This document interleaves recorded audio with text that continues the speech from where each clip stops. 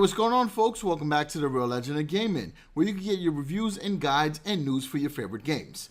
Now, folks, we are here with Clash Royale, folks. In this episode of Everything Royale, we will be discussing the upcoming balance changes next week. So let's get into that, folks.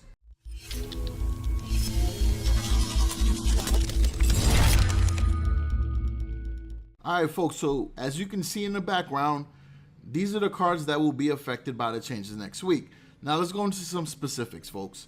So the first card that will be changed is the Infernal Dragon. And I want to clarify the meaning behind the explanation here, because I know there was some confusion in the community. And of course, Clash with Ash did clear it up. So I'm going to read exactly what was written on the Supercell Reddit page. So the Infernal Dragon will be receiving a range decrease of 4.0 to 3.5, and he will be able to be knocked back. Now, exactly how? The giant snowball and the fireball will be able to knock back the Infernal Dragon. So that right there is a nerf itself, because it would allow it to be reset. So you know how that Infernal Dragon locks on to the tower, and if you don't hit it with a zap spell or anything, your tower is almost guaranteed to be done, or you're going to lose a whole lot of HP, which in most cases will cause you to lose the match, right? Especially if it's the end of the game. So now, with being able to use the giant snowball and the fireball, you could reset the beam when you hit it with that knockback effect. On top of that, with it having a smaller range, you know, it's not going to be able to quickly target back and forth the way it was before. So significant changes to Infernal Dragon. I think kind of extreme, right? Because remember before, folks, the Infernal Dragon at one point was a laughable legendary card. I mean, this was a card that people used to hate getting inside their legendary chests or from any offer that they were getting, right? And then when the Mega Knight bait deck came out, the Infernal Dragon kind of received a buff either before that, yeah, or maybe towards the beginning of the Mega Knight release, and it just became super OP, and it still is super OP. So with this balance changes, you know, I'm curious to see how that plays out. I hope that the Infernal Dragon does keep a place in the metal, because I still think it's a great card, especially when you pair it behind a P.E.K.K.A. Forget about it. Now, the next card, which I think here, this is just more like getting adjusted to a fairly new card. The Royale Hogs is getting a buff, right? So the Royale Hogs' first attack will be faster. Now, we can all agree that the Royale Hogs are pretty effective, right, as far as their mechanics. However, they attack kind of slowly. So when they will start rushing towards maybe a horde or barbarians or something like along its path, it takes a little bit while for them to actually start attacking. So this is going to help out. The next change, I think, is a rework, because it has a nerf and a buff combined, right? So the baby dragon's hit speed will be faster, right? It's going to go from 1.6 to 1.5, but the baby dragon also, like the Infernal Dragon, will be able to be knocked back. So that's a little different right there. So if you hit it with a fireball, it's going to get knocked back.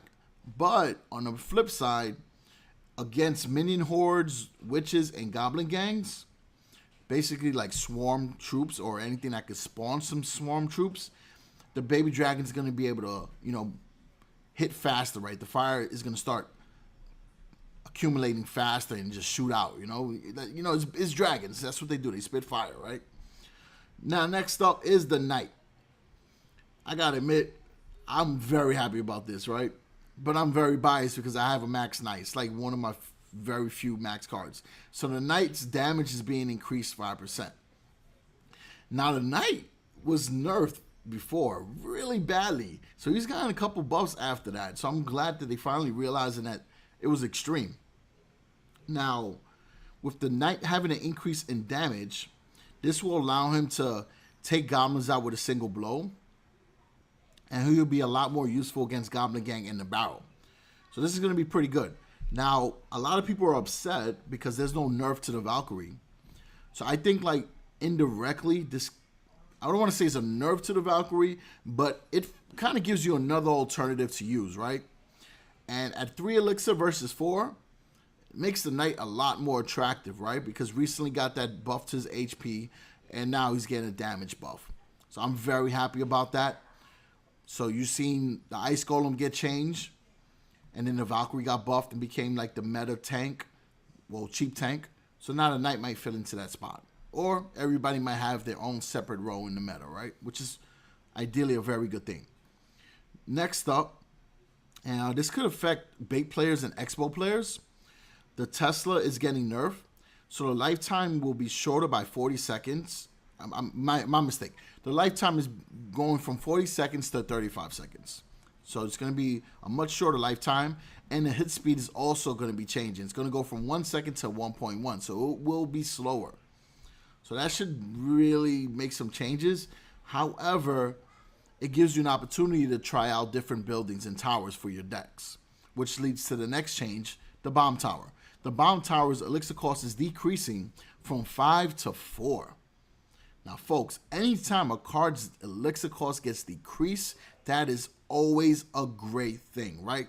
Because originally, that card was intended to be more expensive, meaning it was viewed as a better card, right? In senses like it's more powerful, or it has to have a reason to equate to that value, right?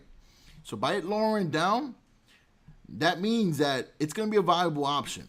But they can't just lower it down and not make changes, right? Because then it's going to be too OP. So I really like the other two changes that happen with this. The lifetime span, it's going to get decreased as well. So elixir cost is going down, which is a buff, but the lifetime is going to be shorter. So it's going from 40 seconds to 35, just like the Tesla. And the hit points is going down 33%. That's kind of a big change, but I think with the elixir cost going down, it's still going to be pretty darn good, because this bomb tower will be great against the Golem Beatdown decks. It'll do great against those annoying elite barbarians. I mean, it'll do great against Hog. It's going to be pretty solid. It's going to do good against Swarm. With the right placement, the bomb tower will put in some work. So, curious to see how much more the bomb tower was used. Next change is the cannon cart. The cannon cart's lifetime will be longer. So, it's going to go from 20 seconds to 30. And it's going to transform into the cannon faster. Now, check this out. It's going to be immune to knockback. Now, I like this change, because I actually think the cannon cart is a very underrated card. A little expensive, but it is pretty darn good, because that armor on the first cannon is pretty solid, right? It can take a good amount of hits, and the fact that the cannon cart can continue rolling and then eventually land in a very good position for you, it's awesome, especially in a graveyard deck. Like, it puts in work.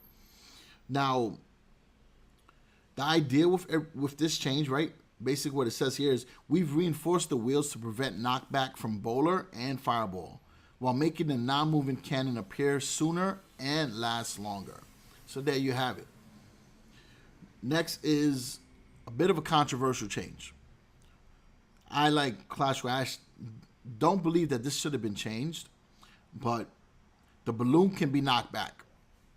Now, what's going to end up happening is you're going to be able to hit the balloon with a giant snowball or a fireball, and it will be able to move the balloon back or move it sideways, which can alternately move the death explosion away from the tower, or put it at a radius where the impact is not as effective as it was before. So it's going to change the way people play Lava Balloon, or how people have been playing Mega Knight Balloon, or even P.E.K.K.A. Balloon. Like, the P.E.K.K.A. Balloon's been fitting very well in with a lot of decks. So I guess that's the reason why they nerfed it, but it's an expensive card, so I think it still needed to have that, exclusive impact, right? Because it's 5 elixir. It's not unless something you can cycle like nonstop, but I trust the judgment so far. I mean, Rumham and the team has been pretty solid, so we just got to see how it plays out. And last but not least, the King Tower. The damage is increased to match Princess Towers. So the idea with this is to make sure that everything is standardized, so that now the damage done by the Princess Towers will be the same for the King Tower. I might have said Archer Towers, folks. I apologize. I say that a lot. I used to play Clash of Clans for like many years, so bear with me on that one. But that's pretty much it. So that's going to be interesting too, because now when you activate the King Tower, it's going to be able to do more damage, which will do great against, when you tornado the miners, tornado the hogs, or even when you tornado like the balloon and stuff, or those tanks to go into the middle. It's going to be effective. It really will. So, folks, let me know in the comment section what change will impact you the most. Like, what is your deck right now? And do you have any of these cards? So tell me if it's going to nerf with the deck that you're using, or you have an opportunity to substitute one of those cards with one of the cards that got buffed and give yourself an even stronger chance to push up the ladder. So other than that, appreciate the support always. Let me know in the comment section also if you guys want me to put out a meta deck prediction. I can work on that during the weekend and try to get the video out either Monday or Tuesday. Obviously, you've seen that the focus of the channels has been reviews for many games and doing some first impressions as well. And I really enjoy doing that. So I do want to continue that theme on the channel. But I still cover Clash Royale because it is the game that I play the most. I play it every day, and I've invested a lot of time into it. So, you know, definitely if there's a Clash Royale video idea that you guys have or something you want me to try out, drop the comment below because I will look at that and I will for sure try to work on that video, all right? So other than that, folks, appreciate the support always.